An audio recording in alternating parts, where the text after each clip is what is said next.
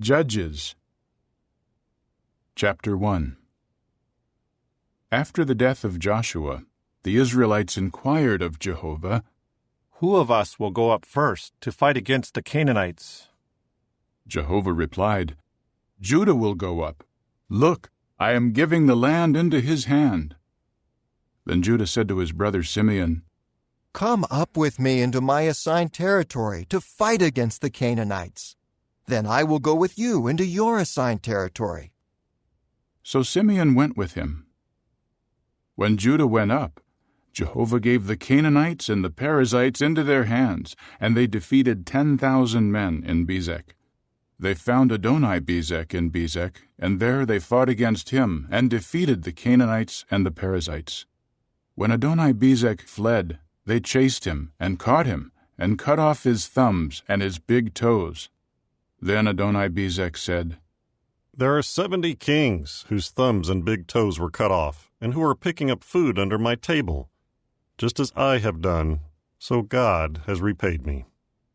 After that, they brought him to Jerusalem, and he died there.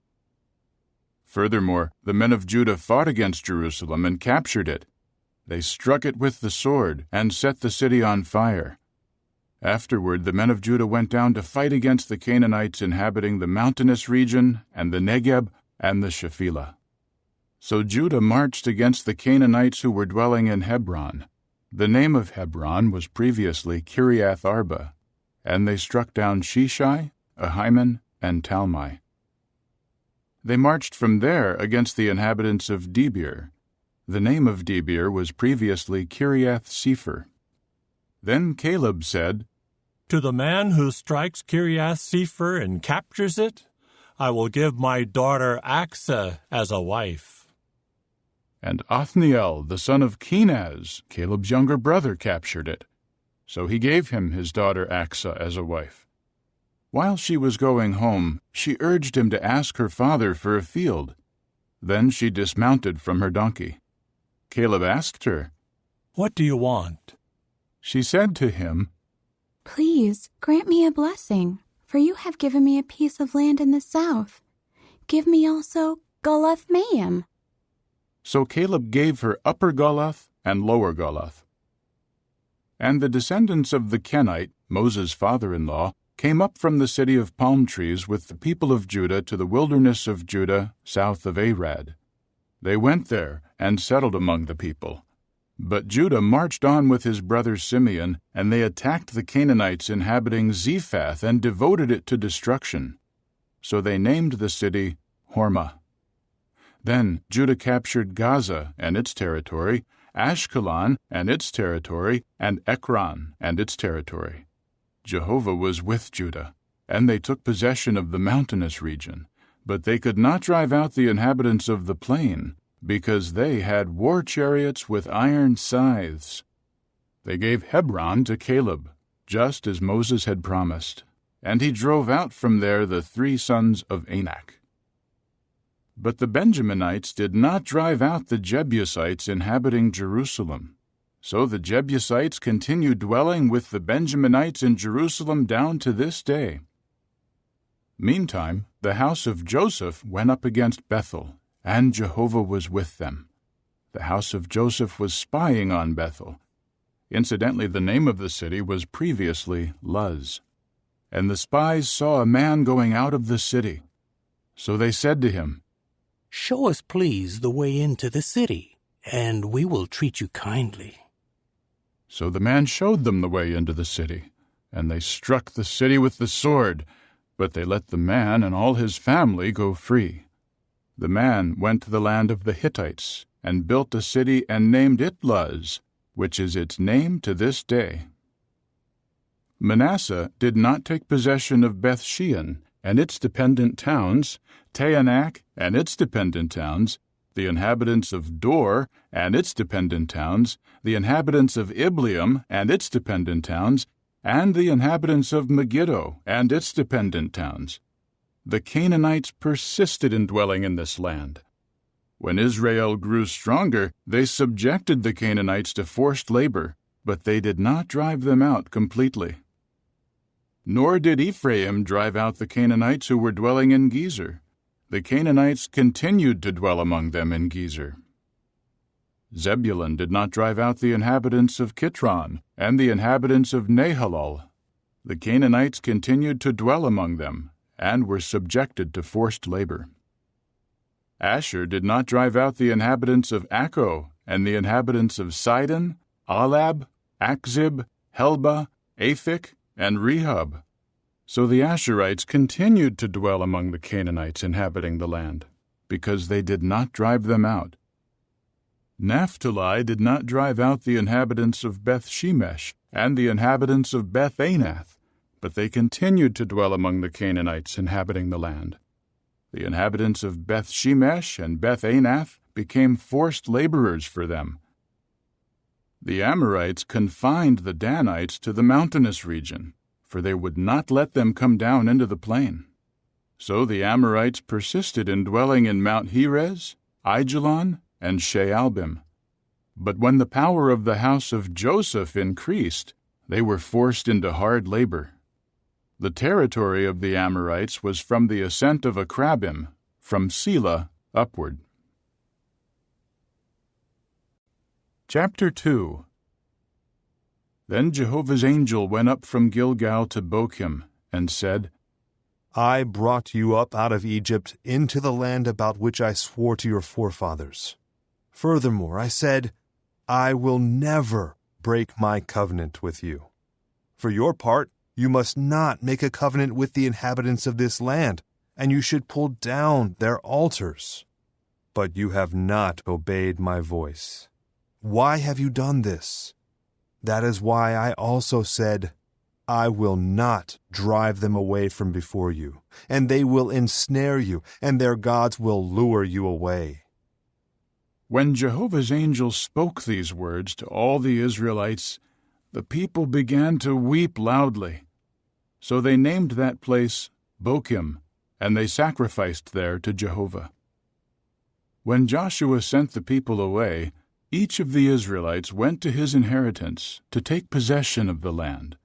The people continued to serve Jehovah all the days of Joshua, and all the days of the elders who outlived Joshua, and who had seen all of Jehovah's great deeds in behalf of Israel. Then Joshua the son of Nun, the servant of Jehovah, died at the age of 110. So they buried him in the territory of his inheritance in Timnath-Heres, in the mountainous region of Ephraim, north of Mount Gaash. All that generation were gathered to their ancestors, and another generation arose after them that did not know Jehovah or what he had done for Israel. So the Israelites did what was bad in the eyes of Jehovah, and served the Baals. Thus they abandoned Jehovah, the God of their fathers, who brought them out of the land of Egypt. And they followed other gods, the gods of the peoples who were all around them, and they bowed down to them and offended Jehovah. They abandoned Jehovah and served Baal and the Ashtoreth images. At this Jehovah's anger blazed against Israel, so he handed them over to plunderers who pillaged them. He sold them into the hand of the enemies around them, and they were no longer able to hold their own against their enemies. Wherever they went, the hand of Jehovah was against them, bringing disaster on them, just as Jehovah had said, and just as Jehovah had sworn to them, and they were in great distress. So Jehovah would raise up judges who would save them from the hand of their plunderers. But they refused to listen even to the judges, and would prostitute themselves to other gods and bow down to them. They quickly turned aside from the way in which their forefathers had walked, those who had obeyed the commandments of Jehovah. They failed to do that. Whenever Jehovah did raise up judges for them, Jehovah would be with the judge and save them from the hand of their enemies all the days of the judge. For Jehovah was moved to pity over their groaning, caused by those who oppressed them and those who were treating them abusively. But when the judge died, they would again act more corruptly than their fathers, by following other gods, serving them, and bowing down to them. They did not abandon their practices and their stubborn behavior. Finally, Jehovah's anger blazed against Israel, and he said, "Because this nation has violated my covenant that I commanded their forefathers, and they have disobeyed me, I, for my part, will not drive out from before them even one of the nations that Joshua left behind when he died. This is to test whether Israel will keep Jehovah's way by walking in it as their fathers did." So Jehovah allowed these nations to remain. He did not drive them out quickly, and he did not give them into Joshua's hand. Chapter 3. These are the nations that Jehovah allowed to remain, so that they could test all those of Israel who had not experienced any of the wars of Canaan. This was so that succeeding generations of Israelites would experience war, those who had not experienced such things before. The 5 lords of the Philistines, and all the Canaanites, the Sidonians, and the Hivites inhabiting Mount Lebanon from Mount Baal-Hermon as far as Lebo-Hamath.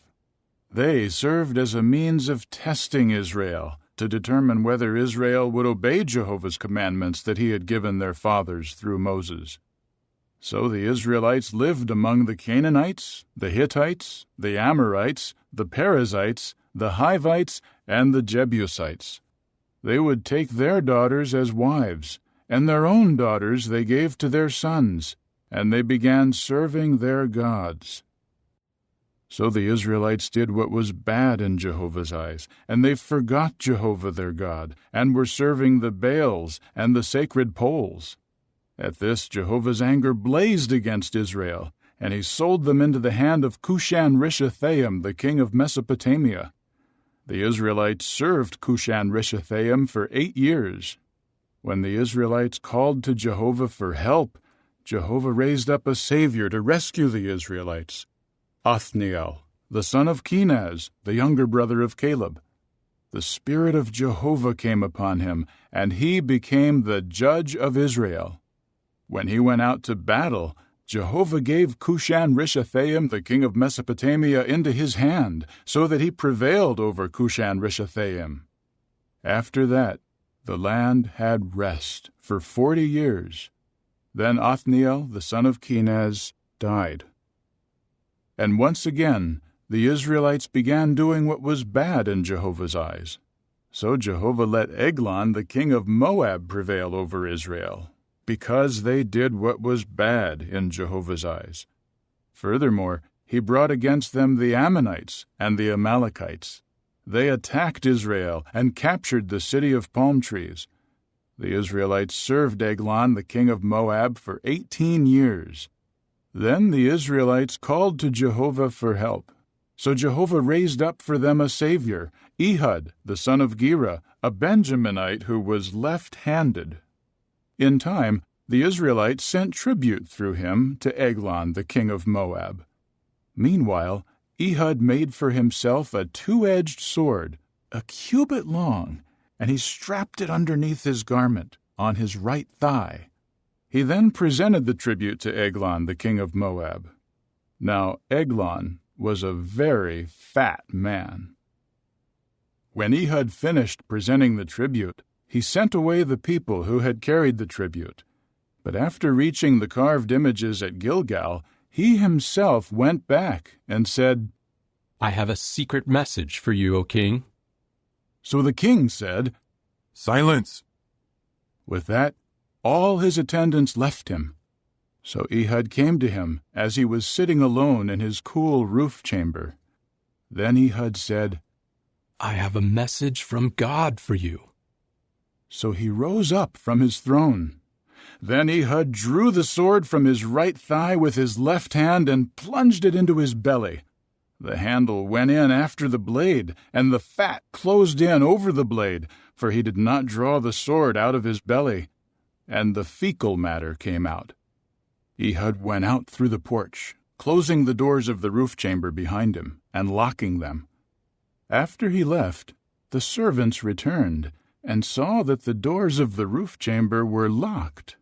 So they said, He must be relieving himself in the cool interior room. They kept waiting until they were embarrassed. But when they saw that he was still not opening the doors of the roof chamber, they took the key and opened them, and saw their lord fallen to the floor, dead. Ehud escaped while they were lingering, and he passed by the carved images and made it safely to Seirah.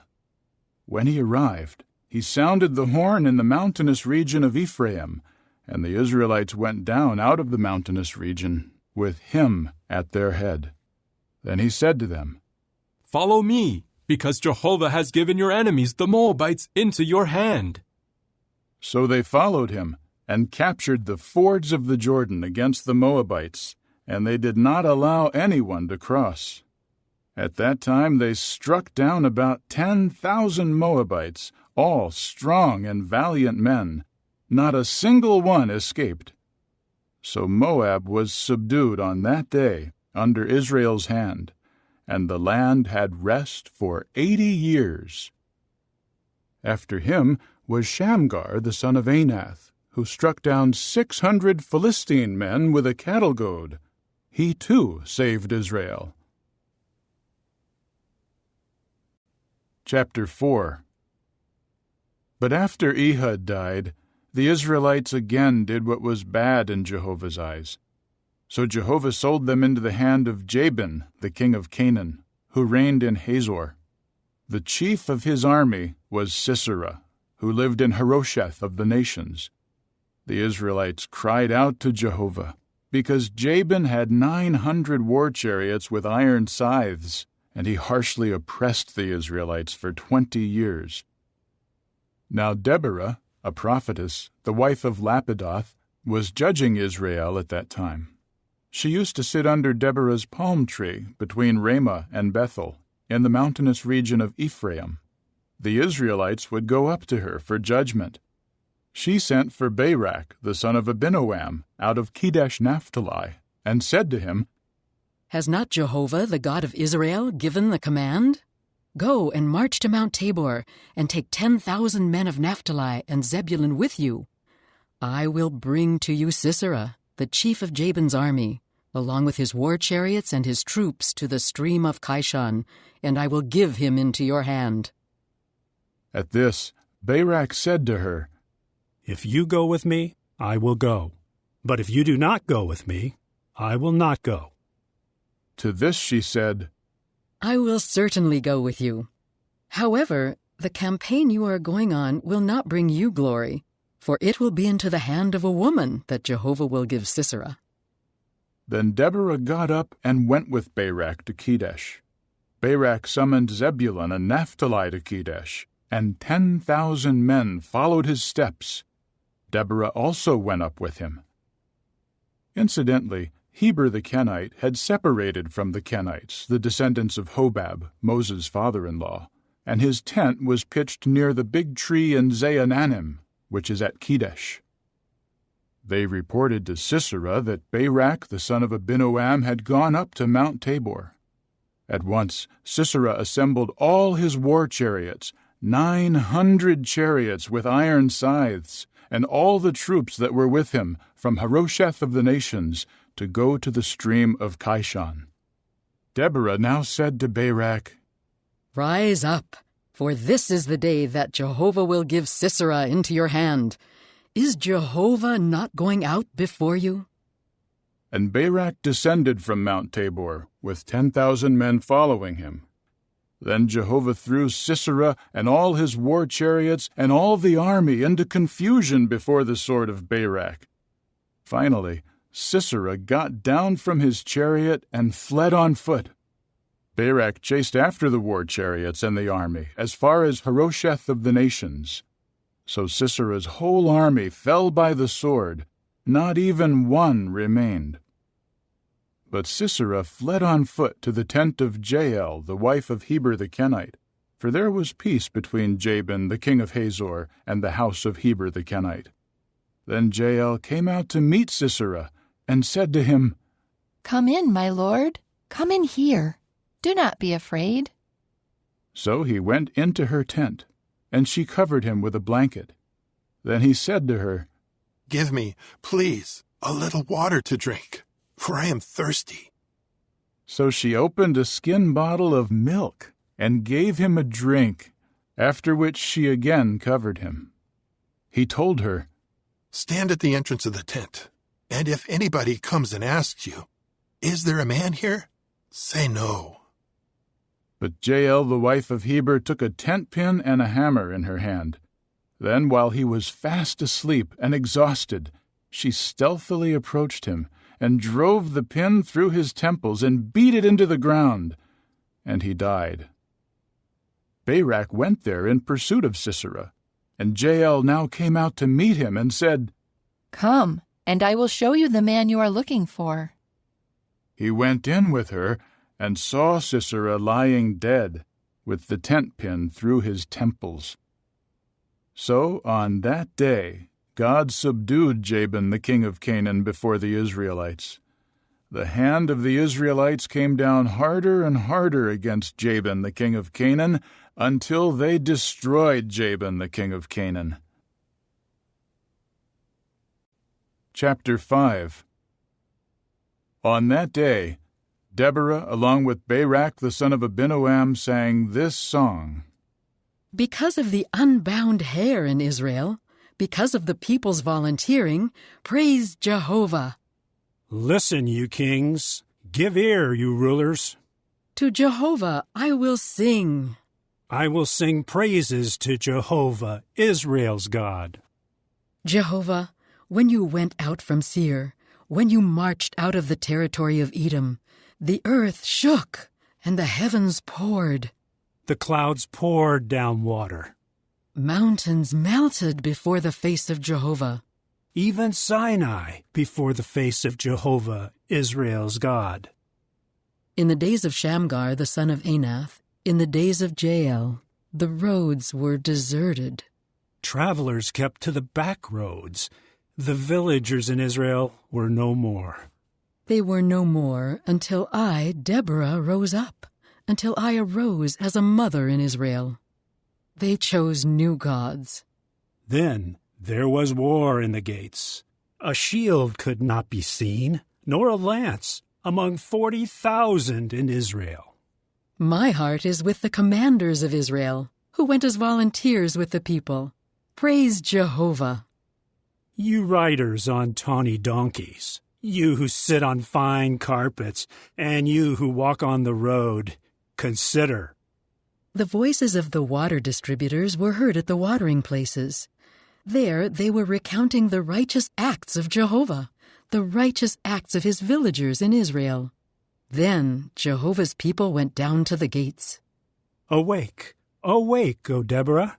Awake, awake. Sing a song. Rise up, Barak. Lead your captives away, you son of Abinoam. Then those who were left came down to the nobles. Jehovah's people came down to me against the mighty. Out of Ephraim was their origin, those in the valley.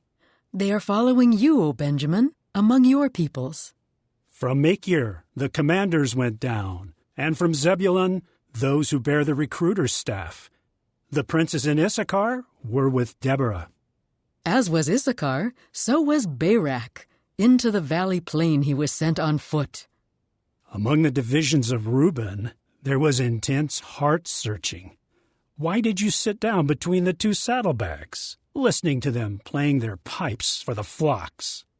For the divisions of Reuben, there was intense heart-searching. Gilead remained beyond the Jordan. And Dan, why did he stay with the ships? Asher sat idle at the seashore, and by his harbors he remained. Zebulun was a people who risked their lives to the point of death. Naphtali also, on the open heights. Kings came, they fought. The kings of Canaan then fought. In Taanach, by the waters of Megiddo, no spoil of silver did they take. From heaven the stars fought. From their orbits they fought against Sisera. The torrent of Kishon washed them away. The ancient torrent, the torrent of Kishon. You trampled down the powerful, O my soul. Then the hooves of horses pounded as his stallions galloped furiously. "Curse Meroz," said the angel of Jehovah. "Yes, curse its inhabitants, for they did not come to the assistance of Jehovah, with the mighty ones." Most blessed of women is Jael, the wife of Heber the Kenite. She is most blessed of women living in tents. He asked for water. She gave him milk.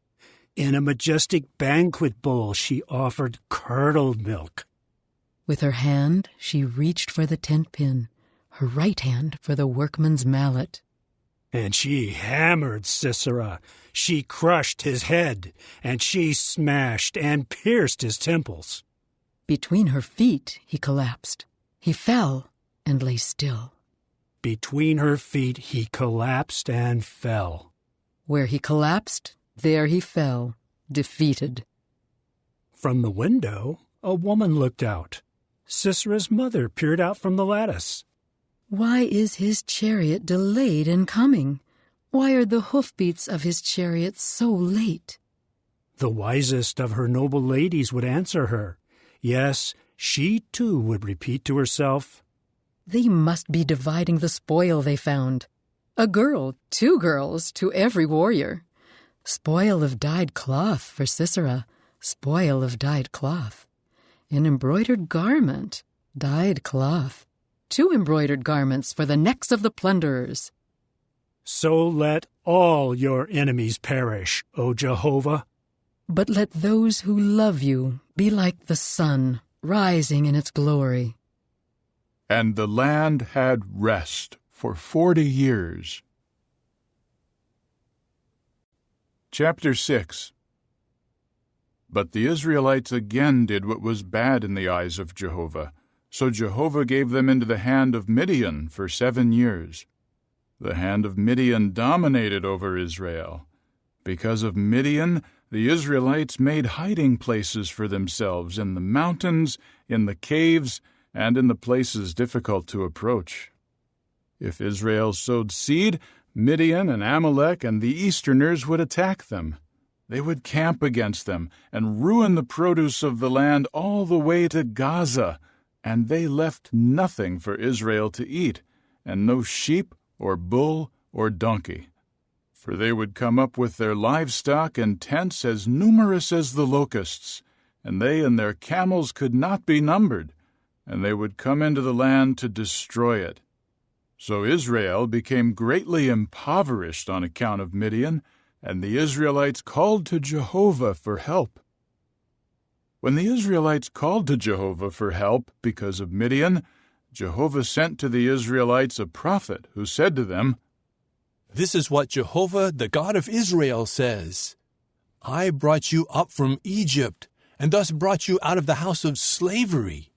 So I rescued you from the hand of Egypt, and from all your oppressors, and drove them out from before you, and gave you their land.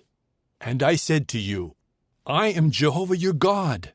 You must not fear the gods of the Amorites in whose land you are dwelling. But you did not obey me." Later, Jehovah's angel came and sat under the big tree that was in Ophrah, which belonged to Joash the Abiezrite. His son Gideon was beating out wheat in the winepress in order to hide it from Midian. Jehovah's angel appeared to him and said, "Jehovah is with you, you mighty warrior." At this Gideon said to him, "Pardon me, my lord, but if Jehovah is with us, why has all of this come upon us? Where are all his wonderful acts that our fathers related to us, saying, 'Did Jehovah not bring us up out of Egypt?' Now Jehovah has deserted us and given us into Midian's hand."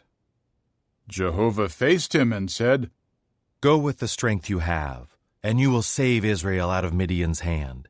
Is it not I who send you?" Gideon answered him, "Pardon me, Jehovah. How can I save Israel? Look, my clan is the least in Manasseh, and I am the most insignificant in my father's house." But Jehovah said to him, "Because I will be with you, You will strike down Midian as if they were one man." Then he said to him, "If now I have found favor in your eyes, show me a sign that you are the one speaking with me. Please do not depart from here until I return with my gift and set it before you." So he said, "I will stay here until you return." And Gideon went in and prepared a young goat, and made unleavened bread from an ephah of flour. He put the meat in the basket, and the broth in the cooking pot. Then he brought them out to him, and served them under the big tree.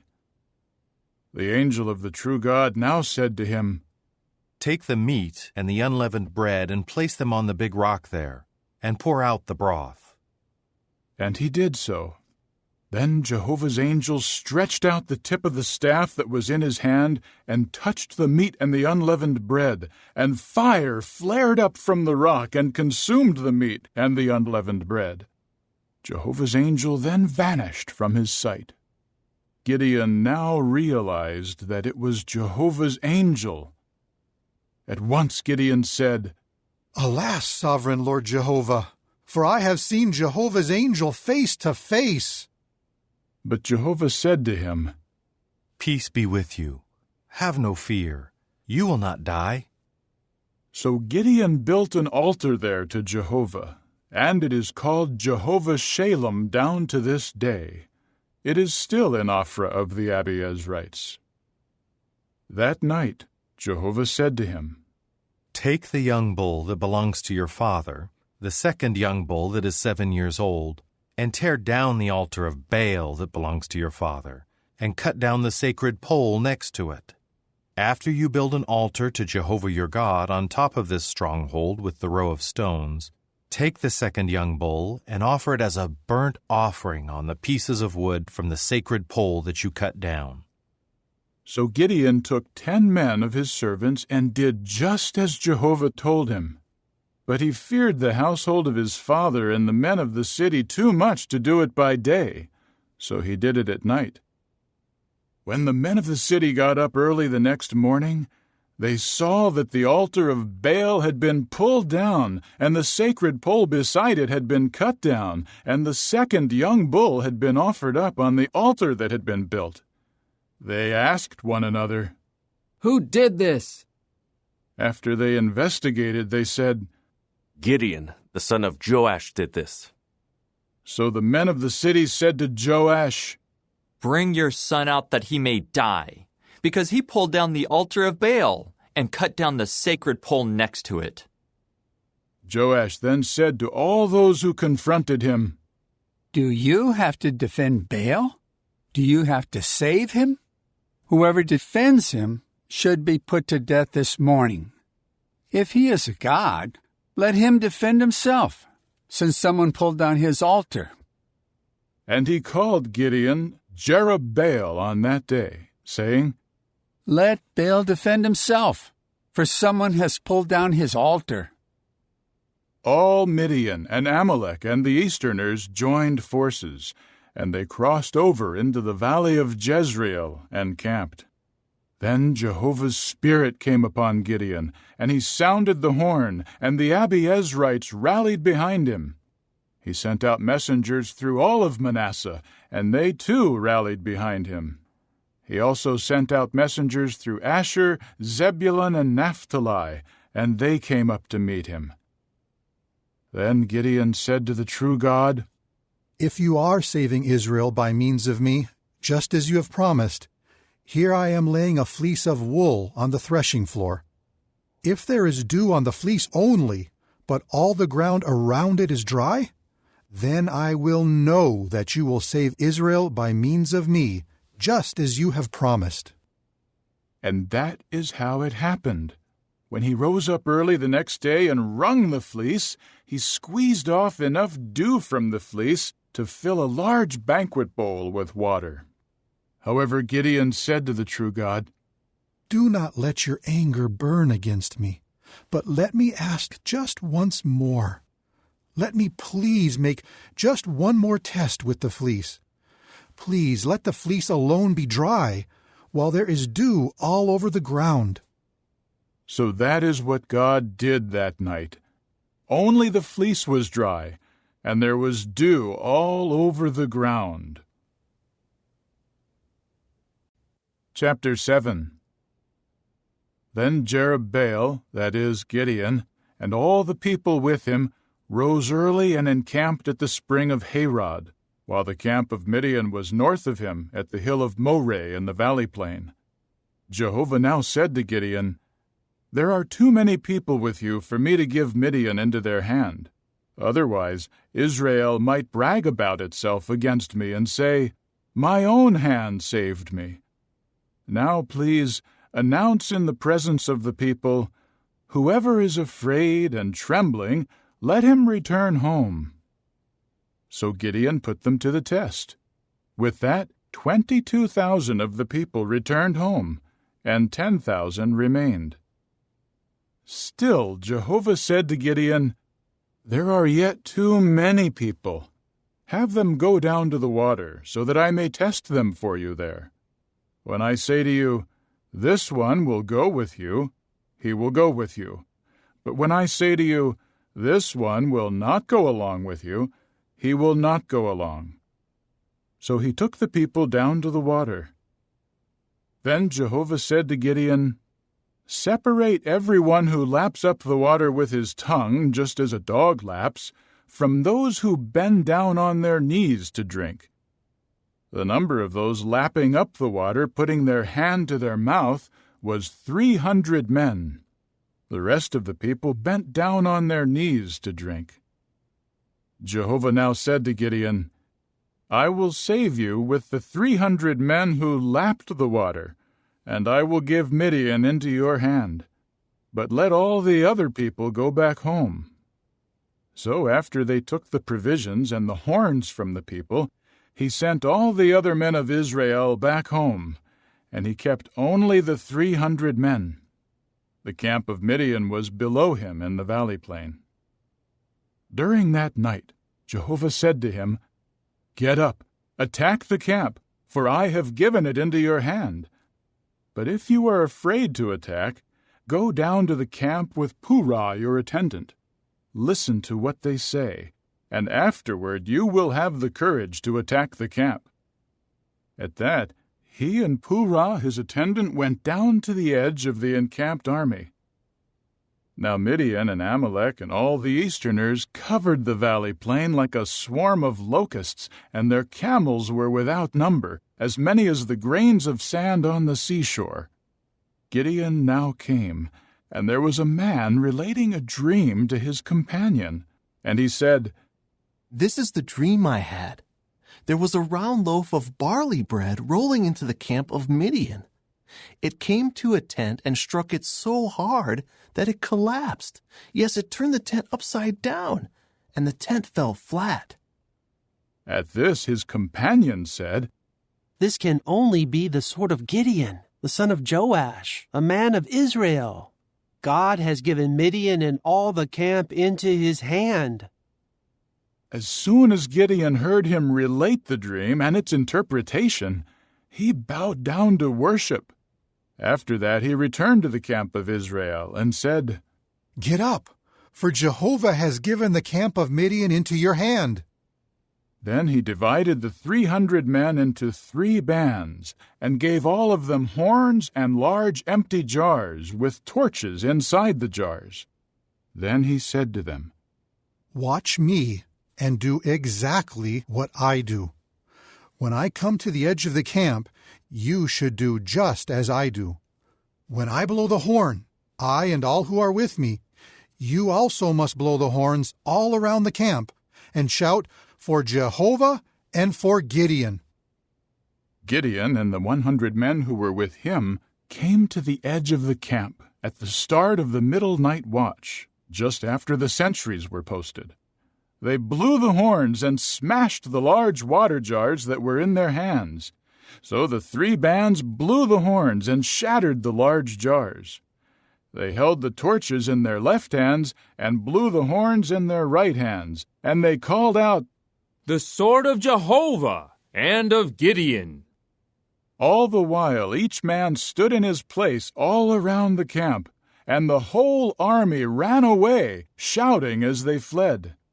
The 300 continued to blow the horns, and Jehovah turned the sword of each one against the other throughout the camp. And the army fled as far as Beth-shittah on to Zererah, as far as the outskirts of Abel-Meholah by Tabbath. And the men of Israel were called together from Naphtali, Asher, and all of Manasseh, and they chased after Midian. Gideon sent messengers into all the mountainous region of Ephraim, saying, "Go down to attack Midian, and capture the access to the waters as far as Beth-barah and the Jordan." So all the men of Ephraim were gathered together, and they captured the waters as far as Beth-barah and the Jordan. They also captured the 2 princes of Midian, Oreb and Zeeb. They killed Oreb on the rock of Oreb, and they killed Zeeb at the winepress of Zeeb. They kept on pursuing Midian, and they brought the heads of Oreb and Zeeb to Gideon in the region of the Jordan. Chapter 8. Then the men of Ephraim said to him, "What have you done to us? Why did you not call us when you went to fight against Midian?" And they quarreled bitterly with him. But he said to them, "What have I done compared with you? Are not the gleanings of Ephraim better than the grape harvest of Abiezer? It was into your hand that God gave Midian's princes Oreb and Zeeb, and what have I done compared with you?" When he spoke this way, they calmed down. Gideon then came to the Jordan and crossed it. He and the 300 men with him were tired, but they kept up the pursuit. So he said to the men of Succoth, "Please give loaves of bread to the people following me, for they are tired, and I am chasing after Zebah and Zalmunna, the kings of Midian." But the princes of Succoth said, "Are the palms of Zebah and Zalmunna already in your hand, so that we should give bread to your army?" At this Gideon said, "Just for that, when Jehovah gives Zebah and Zalmunna into my hand, I will give you a thrashing with the thorns and the briars of the wilderness." And he went up from there to Penuel and made the same request. But the men of Penuel gave him the same answer as the men of Succoth. So he said also to the men of Penuel, "When I return in peace, I will pull down this tower." Now Zebah and Zalmunna were in Karkor with their armies, about 15,000 men. These were all who remained of the entire army of the Easterners, for 120,000 men armed with swords had fallen. Gideon continued up by the way of the tent-dwellers east of Nobah and Jogbehah, and attacked the camp, which was off guard. When Zebah and Zalmunna fled, he pursued and captured the 2 Midianite kings, Zebah and Zalmunna, throwing the whole camp into a panic. Gideon the son of Joash then returned from the war by way of the pass that goes up to Heres. En route, he captured and interrogated a young man from Succoth. So the young man wrote out for him the names of the princes and elders of Succoth, 77 men. With that, he went to the men of Succoth and said, "Here are Zebah and Zalmunna, about whom you taunted me, saying, 'Are the palms of Zebah and Zalmunna already in your hand, so that we should give bread to your exhausted men?'" Then he took the elders of the city, and with thorns and briars of the wilderness, he taught the men of Succoth a lesson. And he pulled down the tower of Penuel and killed the men of the city. He asked Zebah and Zalmunna, "What sort of men did you kill in Tabor?" To this they said, "They were like you. Each one looked like the son of a king." At that he said, "They were my brothers, the sons of my mother. As surely as Jehovah lives, if you had spared their lives, I would not have to kill you." Then he said to Jether, his firstborn, "Get up, kill them." But the young man did not draw his sword. He was afraid, for he was still a young man. So Zebah and Zalmunna said, "Get up yourself and slay us, for a man is judged by his mightiness."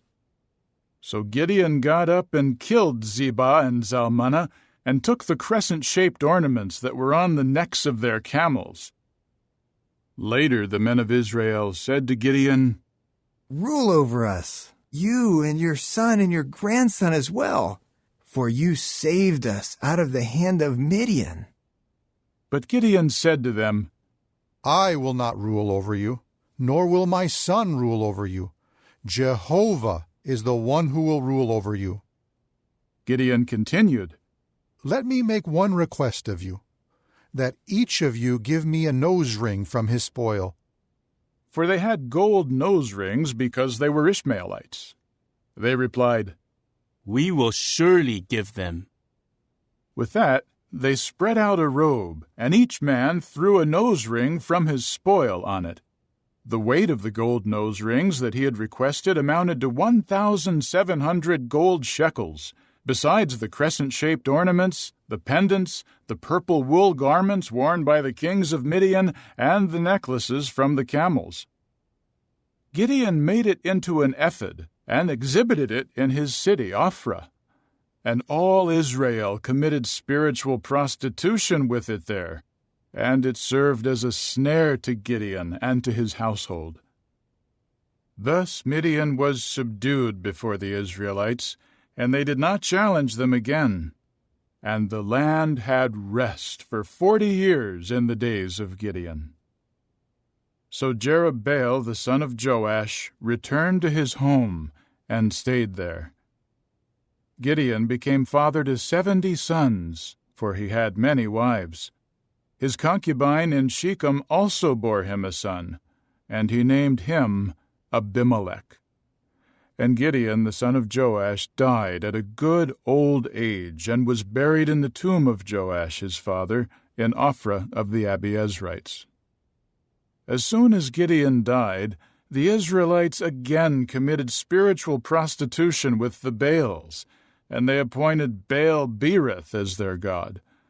The Israelites did not remember Jehovah their God, who had rescued them from the hand of all their enemies around them, nor did they show loyal love toward the household of Jerubbaal, that is, Gideon, in return for all the good that he had done for Israel. Chapter 9. In time, Abimelech the son of Jerubbaal went to his mother's brothers in Shechem, and he said to them and to all the family of his grandfather, "Please ask all the leaders of Shechem, which is better for you, for all 70 sons of Jerubbaal to rule over you, or for one man to rule over you? And remember that I am your own bone and flesh." So his mother's brothers said this in his behalf to all the leaders of Shechem, and their hearts were inclined to follow Abimelech, for they said, "He is our own brother." Then they gave him 70 pieces of silver from the house of Baal-berith, and Abimelech used it to hire idle and insolent men to accompany him. After that, he went to his father's house at Ophrah, and killed his brothers, the sons of Jerubbaal, 70 men on one stone. The only survivor was Jotham, the youngest son of Jerubbaal, because he hid. Then all the leaders of Shechem and all Beth Millo gathered together and made Abimelech king, close by the big tree, by the pillar that was in Shechem. When they reported it to Jotham, he at once went and stood on the top of Mount Gerizim and called out in a loud voice to them, "Listen to me, you leaders of Shechem, and then God will listen to you. Once there were trees that went to anoint a king over them. So they said to the olive tree, 'Rule over us.' But the olive tree said to them, 'Must I give up my oil, which they use to glorify God and men, to go and wave over the other trees?' Then the tree said to the fig tree, 'Come and rule over us.' But the fig tree said to them, Must I give up my sweetness and my good fruitage to go and wave over the other trees?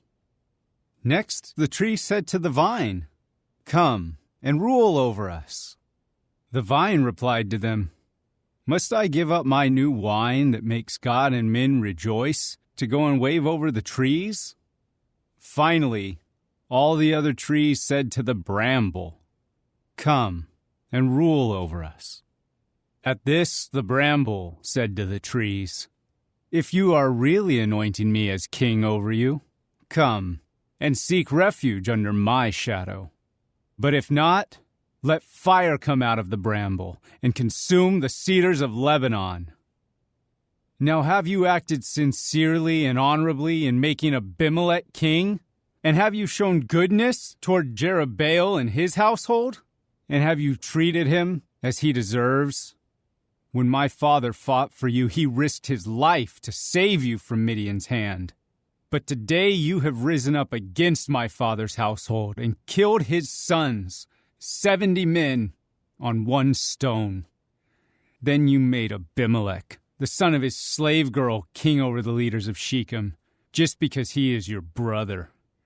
Yes, if you are acting sincerely and honorably toward Jerubbaal and his household this day, rejoice over Abimelech, and let him also rejoice over you.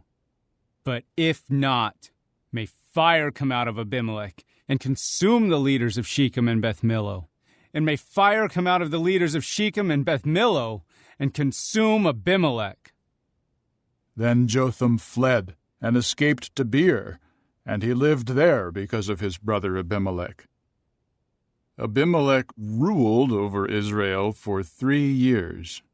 Then God let hostility develop between Abimelech and the leaders of Shechem, and they dealt treacherously with Abimelech. This was so that the violence done to the 70 sons of Jerubbaal might be avenged, so as to place responsibility for their blood on their brother Abimelech for killing them, and on the leaders of Shechem for helping him to kill his brothers. So the leaders of Shechem set men to ambush him on the mountaintops, and they would rob everyone who passed by them on the road. In time, it was reported to Abimelech. Then Gaal, son of Ebed, and his brothers crossed over into Shechem, and the leaders of Shechem put their trust in him. They went out into the field and gathered the grapes of their vineyards, trod them out, and held a festival, after which they went into the house of their God and ate and drank and cursed Abimelech.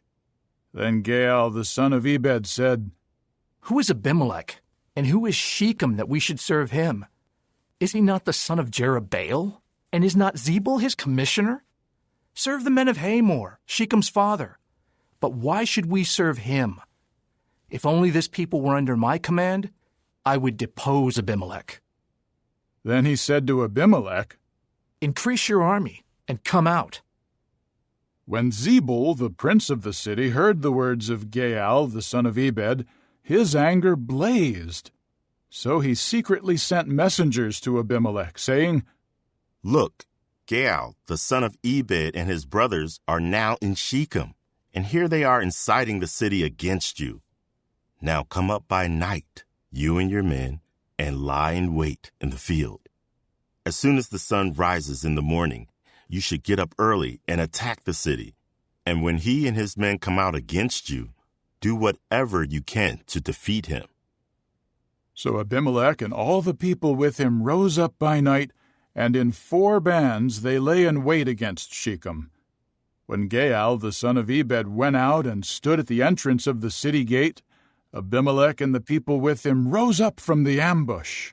When Gaal saw the people, he said to Zebul, Look, there are people coming down from the mountaintops. But Zebul said to him, You are seeing the shadows of the mountains, as if they were men. Gaal later said, Look, people are coming down from the center of the land, and one band is coming by the way of the big tree of Meonanim. Zebul replied to him, Where now is your boast? Who is Abimelech, that we should serve him? Are these not the people you rejected? Go out now and fight against them. So Gaal went out at the head of the leaders of Shechem and fought against Abimelech. Abimelech pursued him, and Gaal fled from him, and many fell slain as far as the entrance of the city gate. And Abimelech continued to dwell in Arumah, and Zebul drove Gaal and his brothers out of Shechem. The next day the people went out into the field, and Abimelech was told about it. So he took the people and divided them into 3 bands, and lay in wait in the field. When he saw the people going out of the city, he attacked them and struck them down. Abimelech and the bands with him charged forward and took a position at the entrance of the city gate, while 2 bands attacked all who were in the field, and they struck them down. Abimelech fought against the city all that day and captured it. He killed the people in it, and then he pulled the city down and sowed it with salt. When all the leaders of the Tower of Shechem heard about this, they immediately went to the vault of the house of El-Berith. As soon as it was reported to Abimelech that all the leaders of the Tower of Shechem had gathered together, Abimelech and all the men with him went up to Mount Zalmon. Abimelech took an axe in his hand and cut off a tree branch and lifted it on his shoulder and said to the people with him, "What you saw me do, hurry and do the same." So all the people also cut off branches and followed Abimelech. Then they put the branches against the vault and set the vault on fire. So all the people of the Tower of Shechem also died, about 1,000 men and women. Abimelech then went to Thebez. He camped against Thebez and captured it. There was a strong tower in the middle of the city, and all the men and women and all the city leaders fled there. They shut themselves in and climbed onto the roof of the tower. Abimelech made his way to the tower and attacked it. He approached the entrance of the tower to set it on fire. Then one of the women dropped an upper millstone on Abimelech's head and crushed his skull. He quickly called the attendant bearing his weapons and said to him, "Draw your sword and put me to death, so that they may not say about me, 'A woman killed him.'" So his attendant ran him through, and he died. When the men of Israel saw that Abimelech was dead, they all went back home. Thus God repaid Abimelech for the evil that he had done to his father by killing his 70 brothers. God also made all the evil of the men of Shechem come back on their own heads. So the curse of Jotham, the son of Jerubbaal, came upon them. Chapter 10. After Abimelech, Tola, the son of Puah, the son of Dodo, a man of Issachar, rose up to save Israel. He lived in Shamir in the mountainous region of Ephraim. He judged Israel for 23 years. Then he died and was buried in Shamir. After him, Jair the Gileadite rose up and judged Israel for 22 years. He had 30 sons who rode on 30 donkeys, and they had 30 cities, which to this day are called Havoth Jair. They are in the land of Gilead. After that, Jair died and was buried in Camon. Again the Israelites did what was bad in the eyes of Jehovah, and they began to serve the Baals, the Ashtoreth images, the gods of Aram, the gods of Sidon, the gods of Moab, the gods of the Ammonites, and the gods of the Philistines. They abandoned Jehovah and did not serve him. Then Jehovah's anger blazed against Israel, and he sold them into the hands of the Philistines and the Ammonites. So they crushed and greatly oppressed the Israelites in that year. For 18 years they oppressed all the Israelites on the side of the Jordan that had been the land of the Amorites in Gilead. The Ammonites would also cross the Jordan to fight against Judah and Benjamin and the house of Ephraim, and Israel was greatly distressed. Then the Israelites called to Jehovah for help, saying, "We have sinned against you, for we abandoned our God and served the Baals." But Jehovah said to the Israelites, Did I not save you from Egypt and from the Amorites, the Ammonites, the Philistines, the Sidonians, Amalek, and Midian when they oppressed you? When you cried out to me, I saved you out of their hand. But you abandoned me and served other gods. That is why I will not save you again. Go to the gods whom you have chosen and call for help. Let them save you in your time of distress. But the Israelites said to Jehovah, We have sinned. Do to us whatever is good in your eyes. Only save us, please, this day. And they removed the foreign gods from their midst and served Jehovah, so that he could no longer tolerate Israel's suffering. In time the Ammonites were called together, and they pitched camp in Gilead. So the Israelites gathered together and pitched camp in Mizpah. The people and the princes of Gilead said to one another, Who will take the lead in fighting against the Ammonites? Let him become the chief over all the inhabitants of Gilead. Chapter 11. Now Jephthah the Gileadite was a mighty warrior. He was the son of a prostitute, and Gilead was Jephthah's father. But Gilead's wife also bore him sons. When the sons of his wife grew up, they drove Jephthah out and said to him, You will have no inheritance in our father's household, for you are the son of another woman. So Jephthah fled from his brothers and settled in the land of Tob, and idle men joined company with Jephthah, and they followed him. After a while, the Ammonites fought against Israel. And when the Ammonites fought against Israel, the elders of Gilead immediately went to bring Jephthah back from the land of Tob. They said to Jephthah, Come and serve as our commander, so that we can fight against the Ammonites. But Jephthah said to the elders of Gilead, Was it not you who hated me so much that you drove me out of my father's house? Why have you come to me now when you are in distress? At this the elders of Gilead said to Jephthah, That is why now we have returned to you.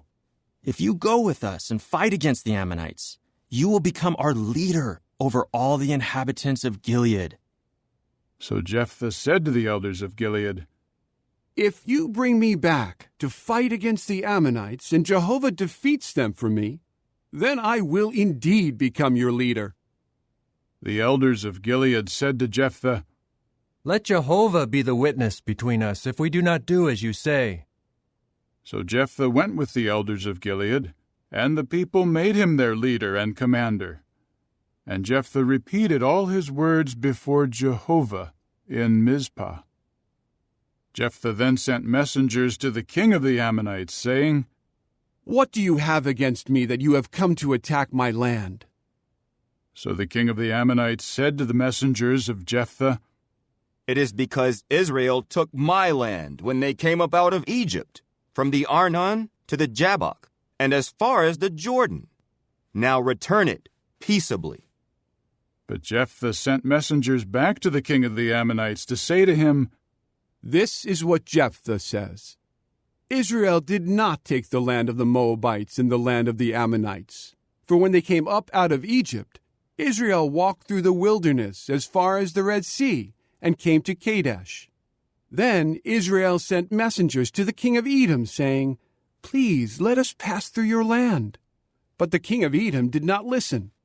Also to the king of Moab they sent word, but he did not consent. So Israel kept dwelling in Kadesh. When they walked through the wilderness, they bypassed the land of Edom and the land of Moab. They traveled east of the land of Moab and camped in the region of the Arnon. They did not come within the boundary of Moab, for the Arnon was the boundary of Moab. After that, Israel sent messengers to Sihon, king of the Amorites, king of Heshbon, and Israel said to him, Please, let us pass through your land to our own place. But Sihon did not trust Israel to cross through his territory. So Sihon gathered all his people together and encamped in Jahaz and fought against Israel. At this, Jehovah, the God of Israel, gave Sihon and all his people into Israel's hand, so that they defeated them, and Israel took possession of all the land of the Amorites, the inhabitants of that land. Thus they took possession of all the territory of the Amorites, from the Arnon to the Jabbok, and from the wilderness to the Jordan. It was Jehovah, the God of Israel, who drove out the Amorites from before his people Israel. And now, would you drive them out? Do you not possess whatever your God Chemosh gives you to possess? So everyone whom Jehovah our God has driven out from before us is the one we will drive out. Now are you any better than Balak, the son of Zippor, the king of Moab? Did he ever contend with Israel, or did he ever fight against them? While Israel was dwelling in Heshbon and its dependent towns, and in Aroer and its dependent towns, and in all the cities that are by the banks of the Arnon for 300 years, why did you never try to take them back during that time? I have not sinned against you, but you are wrong to attack me. Let Jehovah, the judge, be judged today between the people of Israel and the people of Ammon. But the king of the Ammonites would not listen to the message that Jephthah sent to him. Jehovah's Spirit came upon Jephthah, and he passed through Gilead and Manasseh to go to Mizpah of Gilead, and from Mizpah of Gilead he continued on to the Ammonites. Then Jephthah made a vow to Jehovah and said, If you give the Ammonites into my hand, then whoever comes out of the door of my house to meet me when I return in peace from the Ammonites will become Jehovah's, and I will offer that one up as a burnt offering. So Jephthah went to fight against the Ammonites, and Jehovah gave them into his hand. He struck them down with a very great slaughter, from Aroer all the way to Minnith, 20 cities, and as far as Abel-Keramim. Thus the Ammonites were subdued before the Israelites. Finally, Jephthah came to his home in Mizpah, and look, his daughter was coming out to meet him, playing the tambourine and dancing. Now she was his one and only child. Besides her, he had neither son nor daughter. When he saw her, he ripped his garments and said, Oh no, my daughter, you have broken my heart, for you have become the one I have banished. Now I have opened my mouth to Jehovah, and I am unable to turn back. But she said to him, My father, if you have opened your mouth to Jehovah, do to me as you have promised, since Jehovah has executed vengeance for you upon your enemies, the Ammonites. She then said to her father, Let this be done for me. Let me be alone for 2 months, and let me go away into the mountains, and let me weep over my virginity with my female companions. At this he said, Go. So he sent her away for 2 months, and she went to the mountains with her companions to weep over her virginity. At the end of 2 months, she returned to her father, after which he carried out the vow he had made regarding her. She never had relations with a man, and it became a custom in Israel. From year to year, the young women of Israel would go to give commendation to the daughter of Jephthah the Gileadite, 4 days in the year. Chapter 12. Then the men of Ephraim were summoned, and they crossed over to Zaphon, and said to Jephthah, Why did you not call us to go with you when you crossed over to fight against the Ammonites? We will burn your house down with you in it. But Jephthah said to them, Along with my people, I was engaged in a great conflict with the Ammonites. I did call to you for help, but you did not save me from their hand. When I saw that you would not save me, then I decided to risk my life and go against the Ammonites, and Jehovah handed them over to me. So why have you come today to fight against me? Jephthah then gathered all the men of Gilead, and they fought Ephraim. The men of Gilead defeated Ephraim, who had said, "You are only fugitives from Ephraim, you Gileadites in Ephraim and Manasseh." Gilead captured the fords of the Jordan ahead of Ephraim, and when the men of Ephraim were trying to escape, they would say, "Let me cross over." Then the men of Gilead would ask each one, "Are you an Ephraimite?" When he would reply, "No," they would say to him, "Please say Shibboleth." But he would say, "Sibboleth," as he was unable to say the word correctly. Then they would seize him and slay him at the fords of the Jordan. So 42,000 Ephraimites fell at that time. Jephthah judged Israel for 6 years, after which Jephthah the Gileadite died, and was buried in his city in Gilead. Ibzan from Bethlehem judged Israel after him. He had 30 sons and 30 daughters. He sent his daughters to marry men outside his clan, and he brought in 30 women to marry his sons. He judged Israel for 7 years. Then Ibzan died, and was buried in Bethlehem. After him, Elon the Zebulunite judged Israel. He judged Israel for 10 years. Then Elon the Zebulunite died, and was buried in Aijalon in the land of Zebulun. After him, Abdon the son of Hillel the Pirathonite judged Israel. He had 40 sons and 30 grandsons who rode on 70 donkeys. He judged Israel for 8 years. Then Abdon the son of Hillel the Pirathonite died, and was buried in Pirathon, in the land of Ephraim, in the mountain of the Amalekite. Chapter 13. Again the Israelites did what was bad in Jehovah's eyes, and Jehovah gave them into the hand of the Philistines for 40 years. Meanwhile, there was a man of Zorah, of the family of the Danites, whose name was Manoah. His wife was barren and childless. In time Jehovah's angel appeared to the woman and said to her, "Look, you are barren and childless, but you will conceive and give birth to a son. Now be careful not to drink wine or anything alcoholic, and do not eat anything unclean.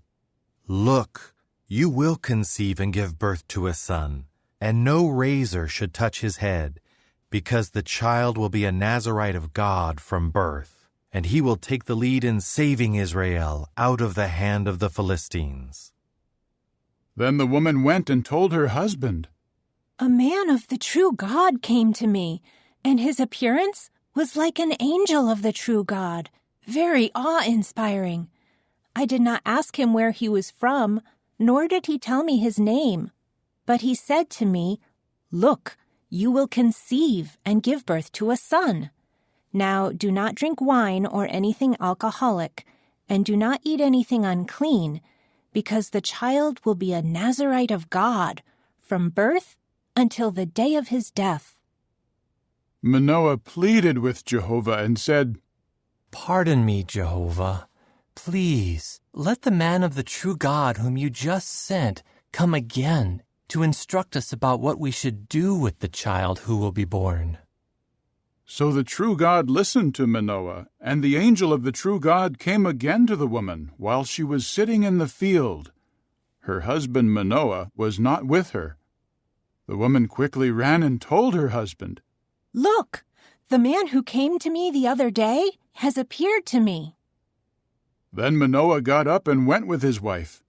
He came to the man and said to him, "Are you the man who spoke to my wife?" He said, "I am." Then Manoah said, "May your words come true. What will be the child's manner of life, and what will be his work?" So Jehovah's angel said to Manoah, "Your wife should keep herself from everything that I mentioned to her. She should not eat anything that the grapevine produces. She should not drink wine or anything alcoholic, and she should not eat anything unclean. Everything that I commanded her, let her observe."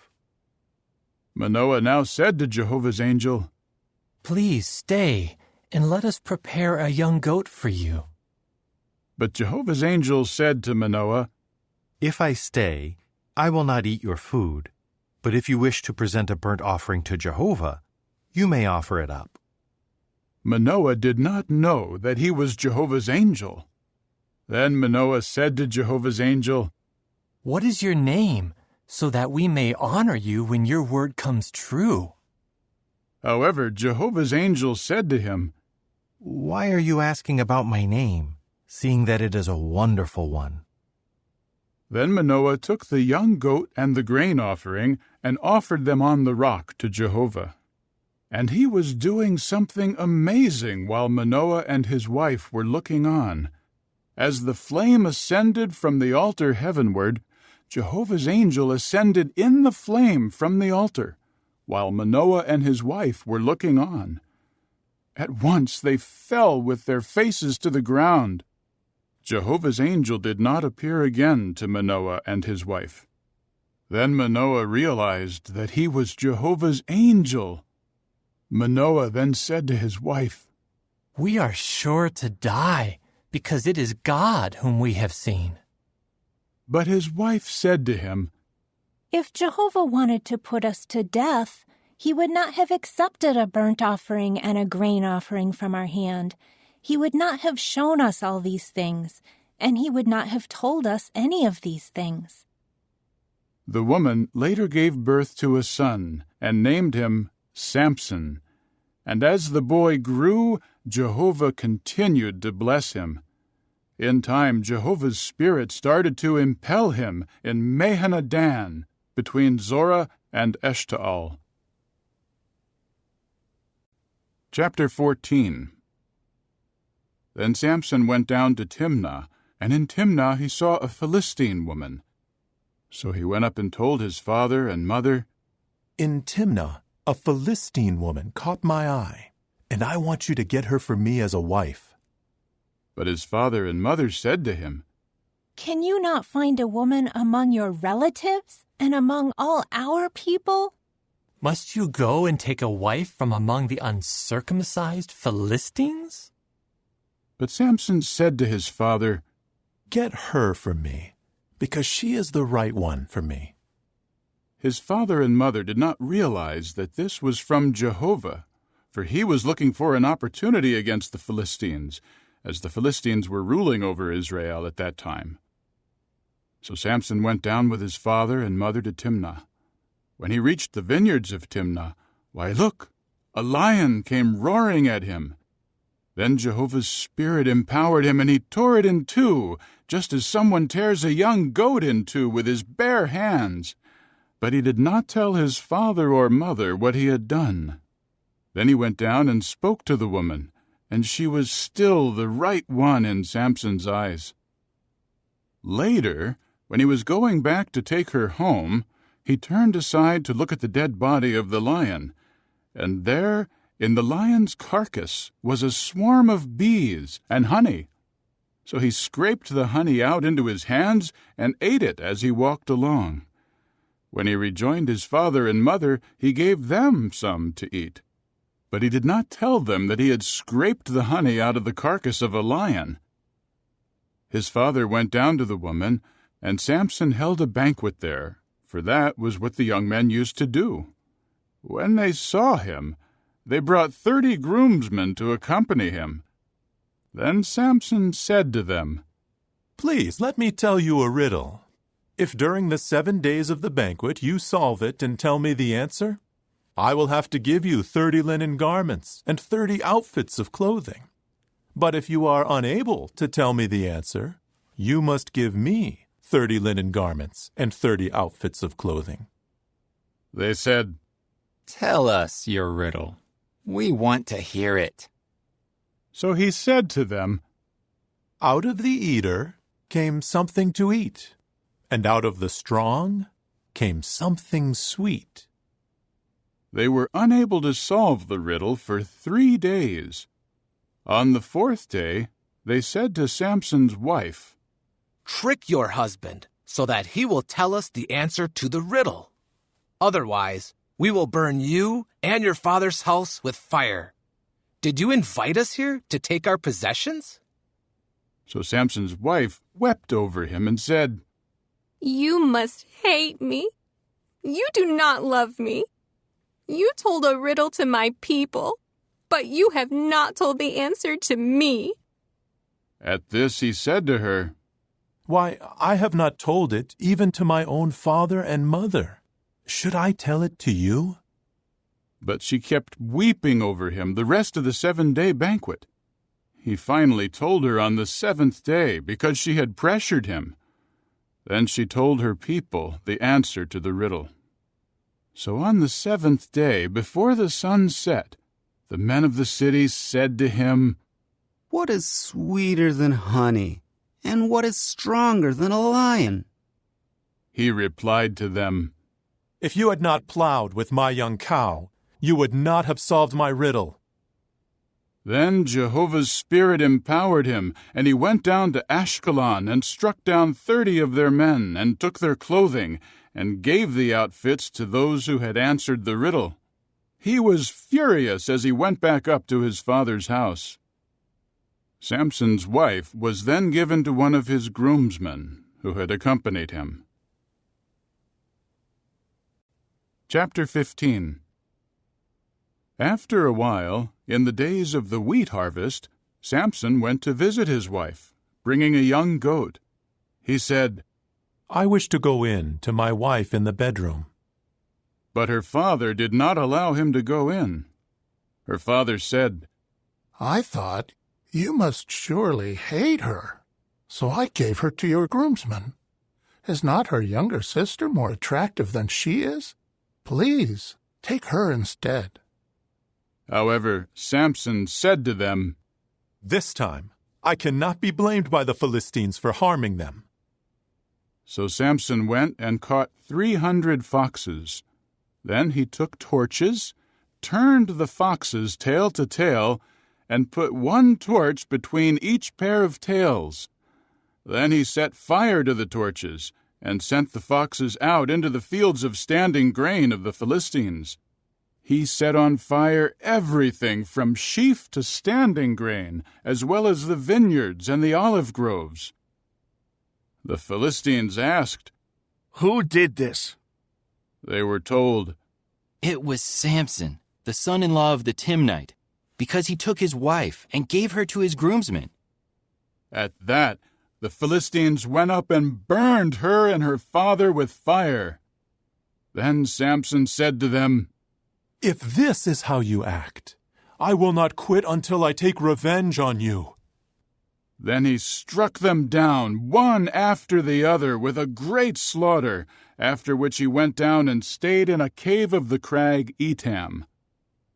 Later the Philistines came up and camped in Judah, and were tramping about in Lehi. Then the men of Judah said, Why have you come up against us? To which they answered, We have come up to capture Samson, to do to him just as he did to us. So 3,000 men of Judah went down to the cave of the crag Etam and said to Samson, Do you not know that the Philistines are ruling over us? So why have you done this to us? He said to them, As they did to me, so I did to them. But they said to him, We have come to capture you and to hand you over to the Philistines. Then Samson said, Swear to me that you yourselves will not assault me. They said to him, No, we will only tie you and hand you over to them, but we will not put you to death. So they bound him with 2 new ropes and brought him up from the crag. When he came to Lehi, the Philistines shouted triumphantly at meeting him. Then Jehovah's Spirit empowered him, and the ropes on his arms became like linen threads that were scorched with fire, and his fetters melted off his hands. He now found a fresh jawbone of a male donkey.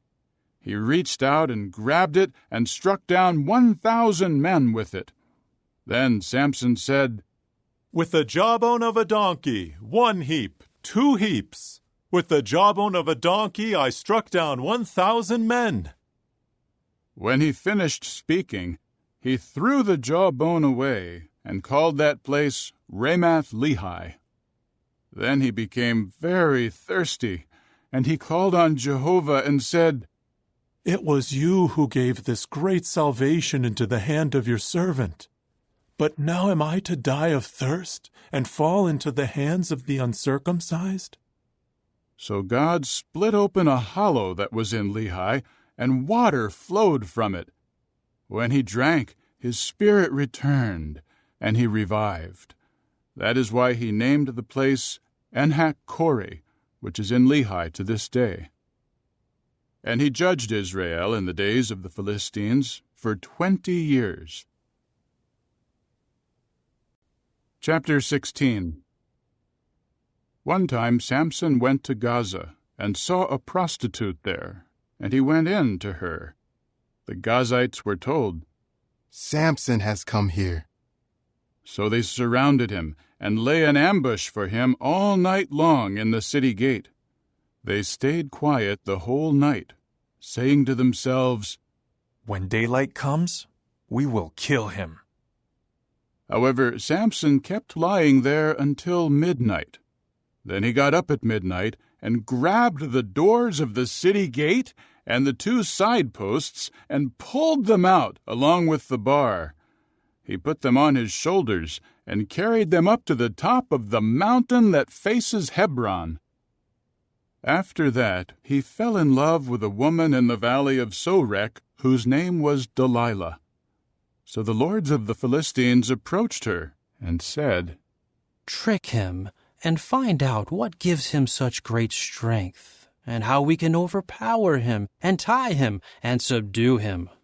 For this, we will each give you 1,100 silver pieces." Delilah later said to Samson, "Please, tell me where your great power comes from, and what can be used to tie you and subdue you." Samson said to her, "If they tie me with 7 fresh bowstrings that have not been dried out, I will grow as weak as an ordinary man." So the lords of the Philistines brought up to her 7 fresh bowstrings that had not been dried out, and she tied him with them. Now they set an ambush in the inner room, and she called out to him, "The Philistines are upon you, Samson." At that he tore apart the bowstrings just as easily as a thread of flax comes apart when it touches fire. The secret of his power did not become known. Then Delilah said to Samson, "Look, you have fooled me and told me lies. Now tell me, please, what can be used to tie you?" So he said to her, "If they tie me up with new ropes that have not been used for work, I will grow as weak as an ordinary man." So Delilah took new ropes and tied him with them, and called out, "The Philistines are upon you, Samson." All the while, the ambush was set in the inner room. At that he tore them off his arms like threads. After that, Delilah said to Samson, "Up until now you have fooled me and told me lies. Tell me, what can be used to tie you?" Then he said to her, "If you weave the 7 braids of my head with the warp thread." So she fixed them with a pin and called out to him, "The Philistines are upon you, Samson." So he woke up from his sleep and pulled out the loom pin and the warp thread. She now said to him, "How can you say, 'I love you,' when your heart is not with me? These 3 times you have fooled me and have not told me the source of your great power." Because day after day she kept nagging him and pressuring him, he was weary to the point of dying. So he finally opened his heart to her, saying, "A razor has never touched my head, because I am a Nazirite of God from birth. If I am shaved, my power will leave me, and I will grow weak and become like all other men."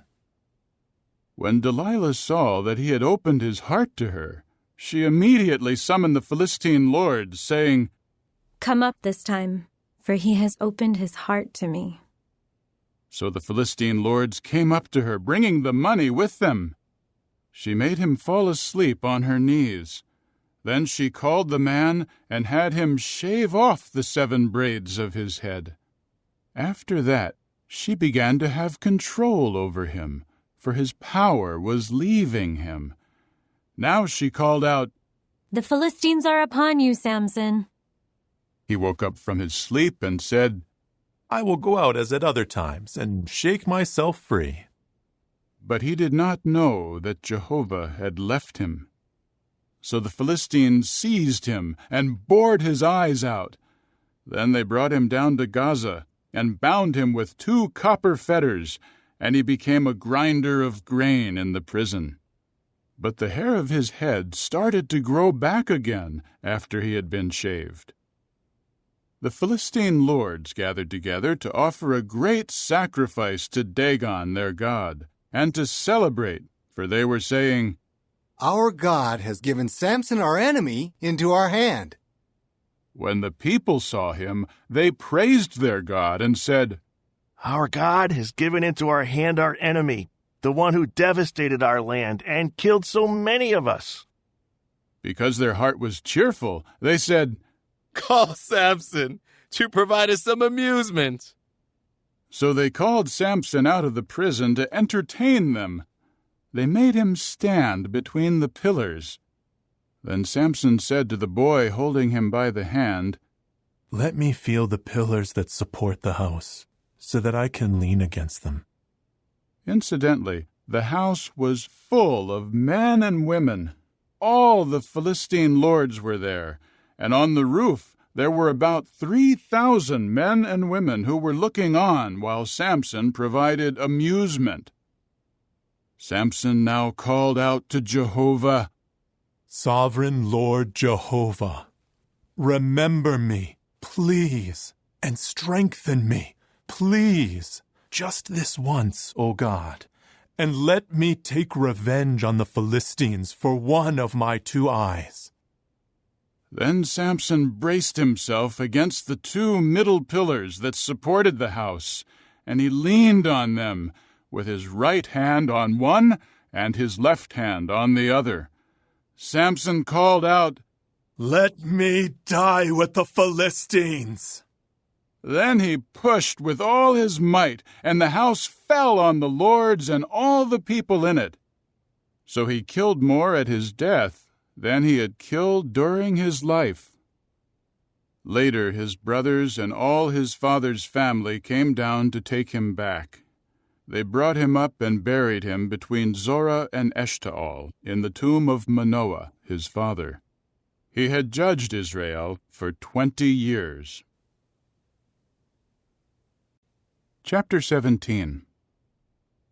There was a man of the mountainous region of Ephraim named Micah.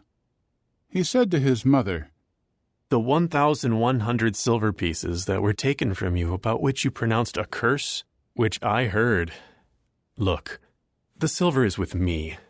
I was the one who took it. At that his mother said, May Jehovah bless my son. So he gave the 1,100 pieces of silver back to his mother.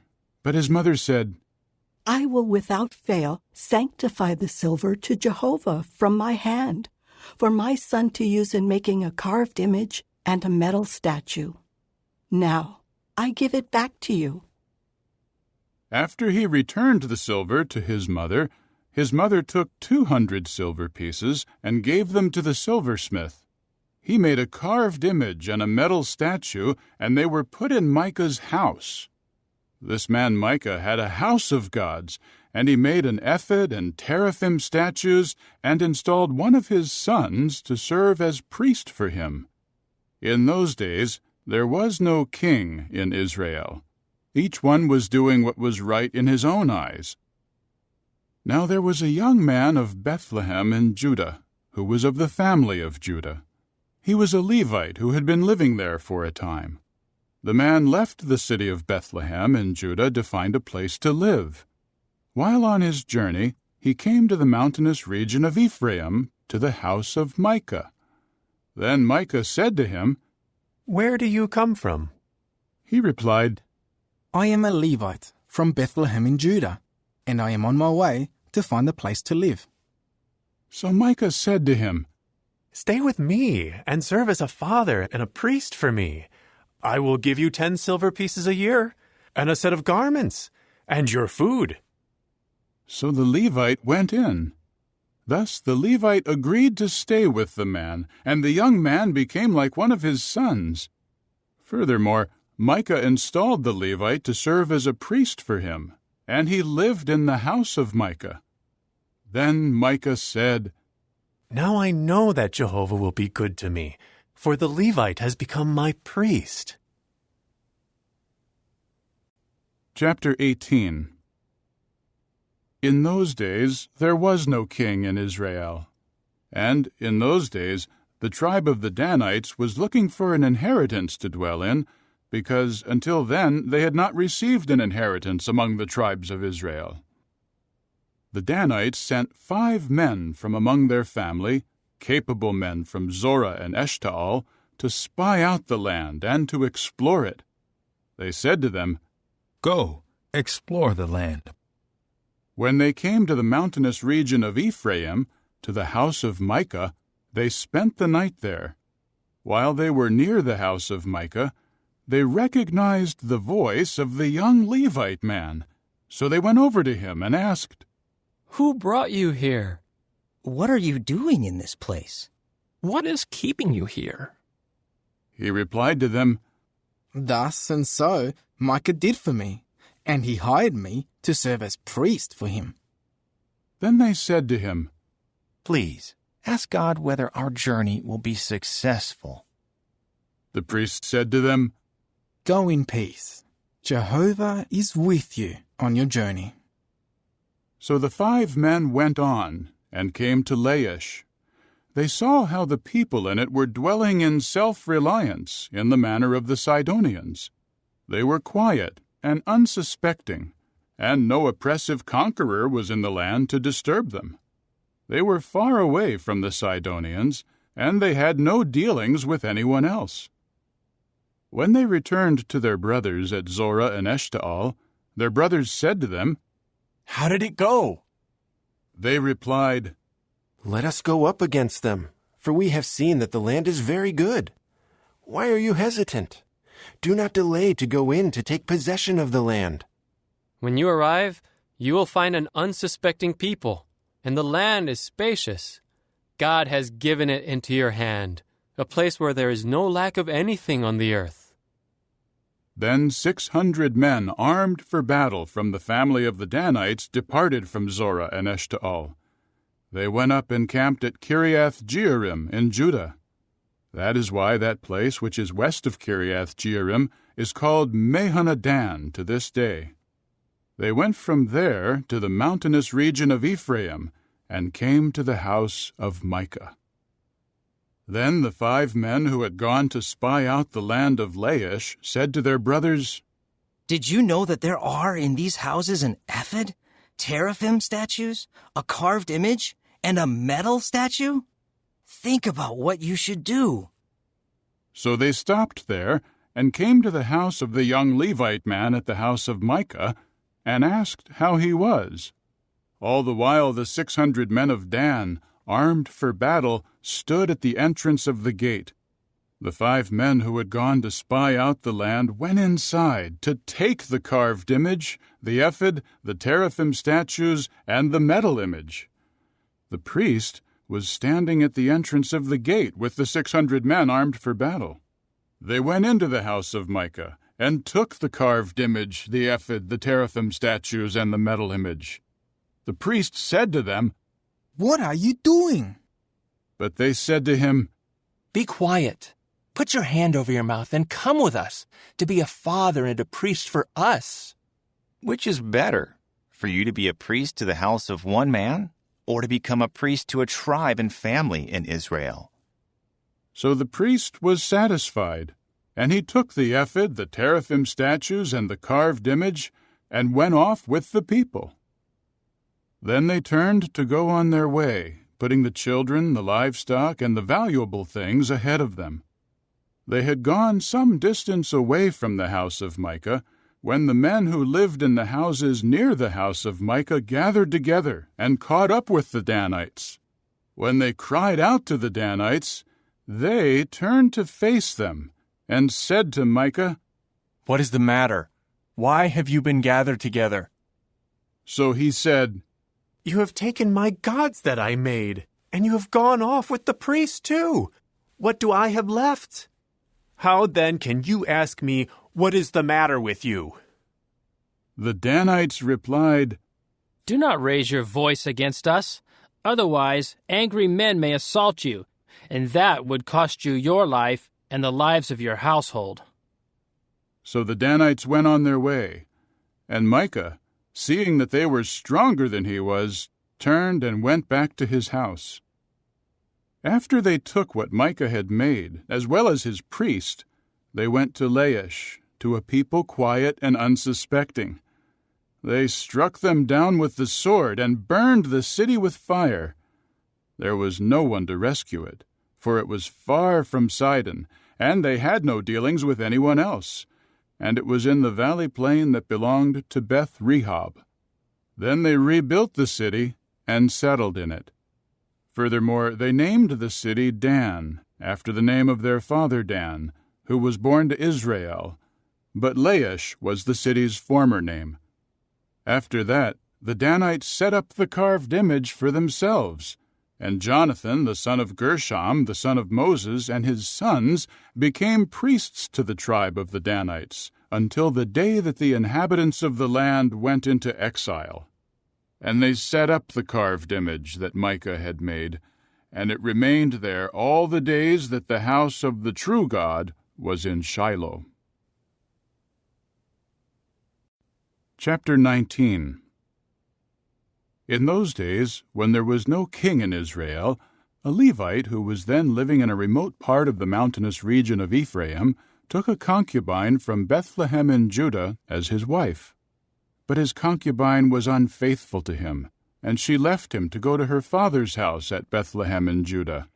She remained there for 4 months. Then her husband went after her to persuade her to come back. He had his male attendant and a couple of donkeys with him. So she brought him into her father's house. When her father saw him, he was glad to meet him.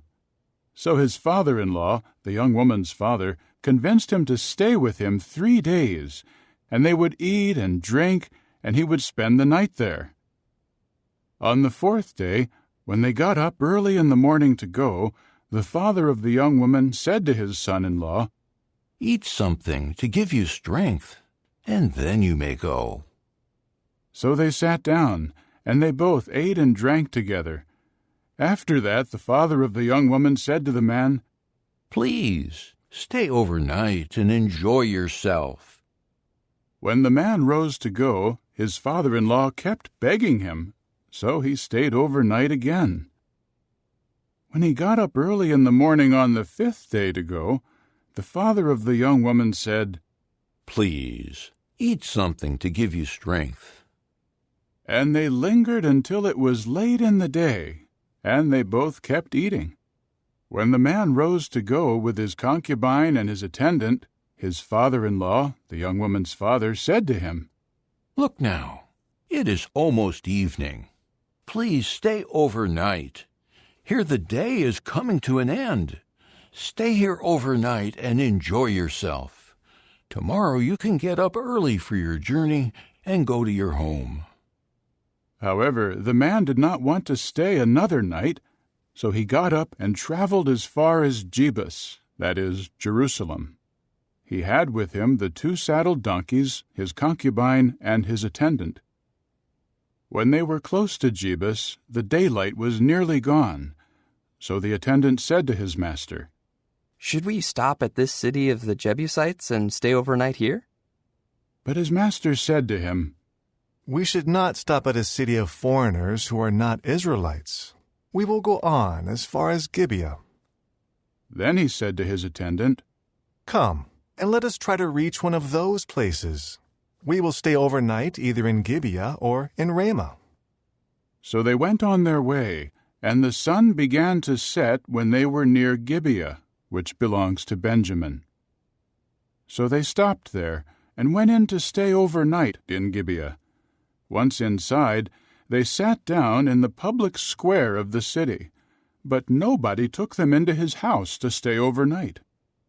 Eventually, that evening, an old man came in from his work in the field. He was from the mountainous region of Ephraim, and he was living for a time in Gibeah. But the residents of the city were Benjaminites. When he looked up and saw the traveler in the public square of the city, the old man said, "Where are you going, and where do you come from?" He replied, "We are traveling from Bethlehem in Judah to a remote area of the mountainous region of Ephraim, where I am from. I went to Bethlehem in Judah, and I am going to the house of Jehovah, but nobody is taking me into his house. We have enough straw and fodder for our donkeys, and bread and wine for me, the woman, and our attendant. There is nothing lacking." However, the old man said, "May you have peace. Let me take care of anything you need. Just do not stay overnight in the public square." So he brought him into his house and gave feed to the donkeys. Then they washed their feet and ate and drank. While they were enjoying themselves, some worthless men of the city surrounded the house and were pounding on the door, and they kept saying to the old man who owned the house, "Bring out the man who came into your house, so that we may have sex with him." At that, the owner of the house went out and said to them, "No, my brothers, do not act wickedly. Please, this man is a guest in my house. Do not commit this disgraceful act. Here are my virgin daughter and this man's concubine. Let me bring them out, and you can humiliate them if you must. But you must not commit this disgraceful act toward this man." But the men refused to listen to him. So the man grabbed hold of his concubine and brought her outside to them. They raped her and abused her all night long until the morning. Then they sent her away at the break of dawn. Early in the morning, the woman came and fell down at the entrance of the man's house where her master was, and lay there until it was light. When her master got up in the morning and opened the doors of the house to go out to resume his journey, he saw the woman, his concubine, lying at the entrance of the house with her hands on the threshold. So he said to her, "Get up, let us go." But there was no answer. The man then put her on the donkey and set out for his home. When he reached his house, he took the slaughtering knife and took hold of his concubine and cut her up limb by limb into 12 pieces, and sent one piece into each territory of Israel. All who saw it said, "Such a thing has never happened or been seen from the day that the Israelites went up out of the land of Egypt down to this day." Consider it, take counsel, and tell us what to do. Chapter 20. Consequently, all the Israelites came out from Dan down to Beersheba, and from the land of Gilead, and the entire assembly gathered unitedly before Jehovah at Mizpah. So the chiefs of the people and all the tribes of Israel took their places in the congregation of God's people, 400,000 foot soldiers, armed with swords. The Benjaminites heard that the men of Israel had gone up to Mizpah. Then the men of Israel said, "Tell us, how did this terrible thing happen?" At this, the Levite man, the husband of the murdered woman, said in answer, "I came to Gibeah of Benjamin with my concubine to stay overnight. And the inhabitants of Gibeah rose up against me and surrounded the house by night.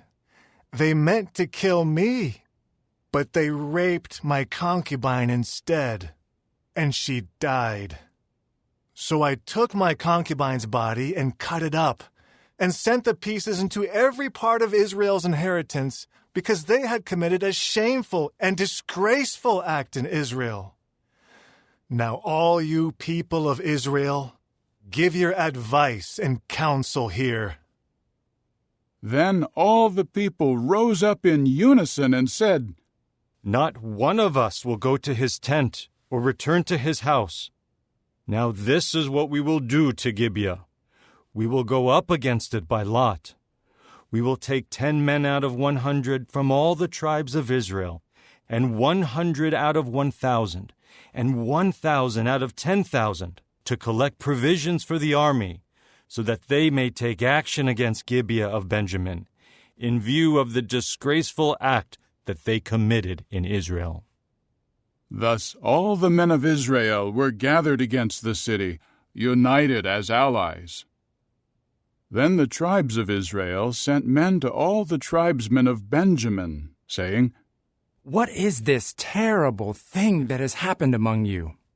Now hand over the worthless men from Gibeah, so that we may put them to death and clear out what is bad from Israel." But the Benjaminites refused to listen to their Israelite brothers. Then the Benjaminites gathered together out of the cities to Gibeah to go out to battle against the men of Israel. That day the Benjaminites mustered from their cities 26,000 men armed with swords, apart from the 700 chosen men of Gibeah. In this army were 700 chosen men who were left-handed. Every one of these men could sling a stone to within a hairbreadth and would not miss. The men of Israel, apart from Benjamin, mustered 400,000 men armed with swords, and each one was an experienced warrior. They rose up and went up to Bethel to inquire of God. Then the people of Israel said, "Who of us should go up in the lead to the battle against the Benjaminites?" Jehovah replied, "Judah is to take the lead." After that, the Israelites rose up in the morning and camped against Gibeah. The men of Israel now went out to battle against Benjamin. They drew up in battle formation against them at Gibeah. So the Benjaminites came out from Gibeah and struck down 22,000 men of Israel on that day. However, the army of the men of Israel showed themselves courageous and again drew up in battle formation, in the same place as on the first day. Then the Israelites went up and wept before Jehovah until the evening, and inquired of Jehovah, "Should we again go into battle against our brothers, the people of Benjamin?" To this Jehovah said, "Go up against them." So the Israelites drew near to the Benjaminites on the second day. In turn, Benjamin came out from Gibeah to meet them on the second day, and struck down another 18,000 Israelites, all of them armed with swords. At that, all the men of Israel went up to Bethel. They wept and sat there before Jehovah, and they fasted on that day until the evening, and offered up burnt offerings and communion offerings before Jehovah. After that, the men of Israel inquired of Jehovah, for the ark of the covenant of the true God was there in those days. Now Phinehas, the son of Eleazar, the son of Aaron, was ministering before it in those days. They asked, "Should we go out yet again to battle against our brothers, the men of Benjamin, or should we stop?" Jehovah replied, "Go up, because tomorrow I will give them into your hand." Then Israel set men in ambush all around Gibeah. The Israelites went up against the Benjaminites on the third day, and they drew up in formation against Gibeah, the same as at the other times. When the Benjaminites went out to meet the army, they were drawn away from the city. Then, as at the other times, they started to attack and kill some of the men on the highways, one of which goes up to Bethel and the other to Gibeah, leaving about 30 men of Israel dead in the open field. So the Benjaminites said, "They are suffering defeat before us, the same as before." But the Israelites said, "We will retreat and draw them away from the city onto the highways." So all the men of Israel rose up from their places and drew up in formation at Baal Tamar, while the Israelite ambush charged out of their places in the vicinity of Gibeah. Thus 10,000 chosen men out of all Israel came in front of Gibeah, and the fighting was heavy. But the Benjaminites did not know that disaster was near at hand. Jehovah defeated Benjamin before Israel, and on that day the Israelites struck down 25,100 men in Benjamin, all of them armed with swords. However, the Benjaminites imagined that the men of Israel would be defeated when they retreated from Benjamin. But they retreated because they trusted in the ambush that was set against Gibeah. The ambush acted quickly and charged toward Gibeah. Then the ambush spread out and struck down the whole city with the sword. Now the men of Israel had arranged that the men who ambushed the city would make a smoke signal go up from there. When the Israelites turned around in the battle, the men of Benjamin started by attacking and killing about 30 men of Israel. And they said, "They are clearly suffering another defeat before us, just as in the previous battle." But the signal started to go up from the city as a pillar of smoke. When the men of Benjamin turned to look, they saw the whole city going up in flames to the sky. Then the men of Israel made an about-face, and the men of Benjamin were dismayed, for they saw that disaster had overtaken them. So they retreated from the men of Israel toward the wilderness, but the battle followed them. The men coming out of the cities joined in striking them down. They surrounded the Benjaminites and pursued them relentlessly. They trampled them down directly in front of Gibeah toward the east. Finally, 18,000 men of Benjamin fell, all mighty warriors. The men of Benjamin turned and fled into the wilderness to the crag of Rimmon, and the Israelites killed 5,000 of them on the highways, and they kept pursuing them as far as Gidom. So they struck down 2,000 more men. All those of Benjamin who fell on that day amounted to 25,000 men armed with swords, all mighty warriors. But 600 retreated into the wilderness to the crag of Rimmon, and they stayed on the crag of Rimmon for 4 months. And the men of Israel turned back against the Benjaminites and struck those of the city with the sword, from men to livestock, all that remained. Also, they set all the cities in their path on fire. Chapter 21. Now the men of Israel had sworn this oath in Mizpah. Not one of us will give his daughter to a man from Benjamin as a wife. Consequently, the people came to Bethel and sat there before the true God until evening, crying out and weeping bitterly. And they were saying, "Why, O Jehovah the God of Israel, has this happened in Israel? Why should one tribe be missing today from Israel?" And the next day the people got up early and built an altar there to offer up burnt offerings and communion offerings. Then the people of Israel said, "Who of all the tribes of Israel did not come up to assemble before Jehovah?" For they had taken a great oath that anyone who did not come up to Jehovah at Mizpah would be put to death without fail. So the people of Israel felt sorrow over what had happened to Benjamin their brother. They said, "Today, one tribe has been chopped off from Israel. What should we do to provide wives for those who are left, now that we have sworn by Jehovah not to give them any of our daughters as wives?" They asked, "Who among the tribes of Israel did not come up to Jehovah at Mizpah?" It so happened that no one had come from Jabesh-Gilead into the camp where the congregation was. When the people were counted, they saw that none of the inhabitants of Jabesh-Gilead were there. So the assembly sent there 12,000 of the mightiest men.